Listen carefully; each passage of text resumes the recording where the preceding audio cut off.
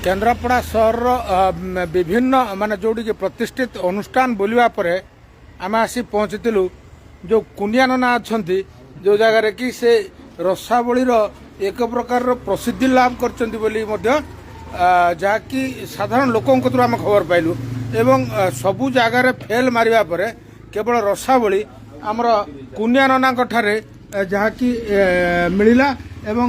आमे नौचु जहाँकि आम गोटे प्रकार कहीपर कि सार कौन कहे आप केन्द्रापड़ा जिलार केते जगह बोलिकी आसिले एवं कौटी पाइले जो आमे तो केन्द्रापड़ा सहर सारा बुली बुलिकी आसिक कहले समस्त कहले ये भल मिले बोली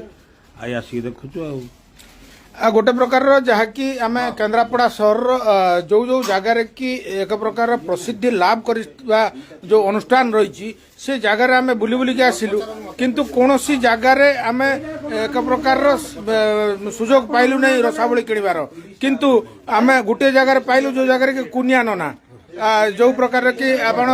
कौन कहे आज्ञा एक प्रकार आम केन्द्रापड़ा जिलार विभिन्न अंचल बुलले सत किंतु कौन सी जगार आम रसावली संधान पाइलेनी एवं जोटी पाइले कौन कहे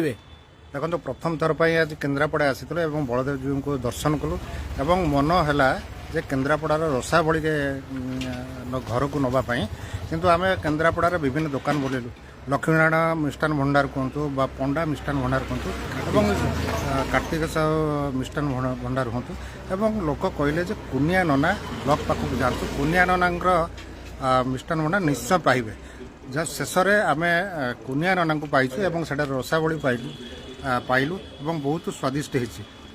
देखु ये जो कुनिया नना जे कि विभिन्न जो अनुष्ठान रही जो जगार कि रसावली